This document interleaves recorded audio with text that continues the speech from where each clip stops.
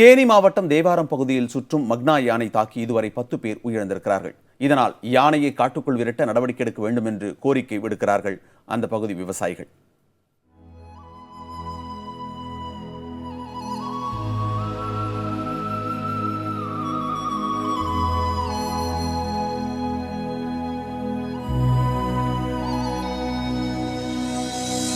தேனி மாவட்டத்தில் கேரளா மலைப்பகுதியை ஒட்டி அமைந்துள்ள தேவாரம் பகுதியில் 1000க்கும் மேற்பட்ட ஏக்கர் பரப்பளவில் தென்னை, வாழை, மா, நிலக்கடலை போன்றவை சாகுபடி செய்யப்படுகிறது.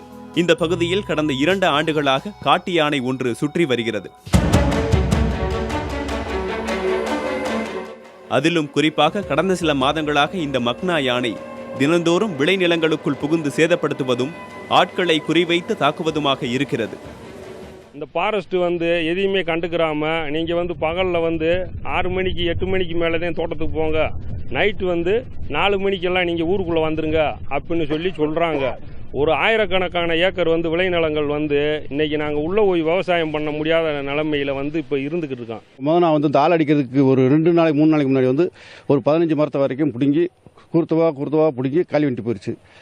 இப்போ அதுக்கு பிறகு அந்த வீட்டை பார்த்து அப்படி போய் தக்க மலைக்கு வேலைக்கு போயிடுச்சு. பழைய வழியை 2 நாள் 3 நாள் கழிச்சு இதே மாதிரி இன்னொரு 15 மரத்தை பிடிக்கிட்டு அதே வழி போய் அவரை அடித்து காலி பண்ணிட்டு பழையபடி வளர்க்க போயிடுச்சு. இந்த இடத்த விட்டு போக மாட்டேங்குது. அந்நாடு இந்த சைடுலேருந்து அந்த சைடு போகிறது, அந்த சைடுலேருந்து இந்த சைடு வந்துடுது, பூரா நாசுக்காடு கொண்டது. ஒன்றும் வேலை செய்கிறதுக்கே முடியுதில்லை. பயந்துதே நாங்கள் வேலை செஞ்சுட்ருக்குறோம். உயிர் பலிகளை தடுக்க நடவடிக்கை எடுக்க கோரி அளித்த மனுக்களுக்கு எந்த நடவடிக்கையும் இல்லை என கூறும் விவசாயிகள் யானை தாக்கி உயிரிழக்கும் சம்பவங்களும் அதிகரித்து வருவதால் வேதனை அடைந்துள்ளனர். தேவாரத்திலே ஒரு குளத்தில் நேற்று ஒரு குளத்தில் சேதம் பண்ணுச்சு, இன்னைக்கு ஒரு குளத்தில் சேதம் பண்ணியிருக்கு. இன்னைக்கு சேதம் பண்ண இடத்துலேருந்து இன்னொரு பக்கம் பற்றி விடுவாங்க, நாளைக்கு இன்னொரு ஏரியாவில் அதுக்குள்ளேயே தேவாரத்துக்குள்ளேயே மாறி மாறி போயிட்டே இருக்கு. நிரந்தரமாக எங்கேயும் அது கடத்தி அதை பிடிச்சு கொண்டு போனாத்தே அது நிரந்தரமாக தீர்வாக இருக்க முடியும். இந்த பிரச்சனை குறித்து வனத்துறை அதிகாரிகளிடம் கேட்டபோது மக்னா யானையை கட்டுப்படுத்த பொள்ளாச்சியிலிருந்து சிறப்பு படை வரவழைக்கப்பட்டுள்ளதாகவும் யானையின் வழித்தடங்களை கண்டறிந்தும் யானை ஆட்களை கொல்வதற்கான காரணங்களை அறிந்து அதற்கு தகுந்தாற்போல அடுத்த கட்ட நடவடிக்கை எடுக்கப்படும் என்றும் தெரிவித்துள்ளனர்.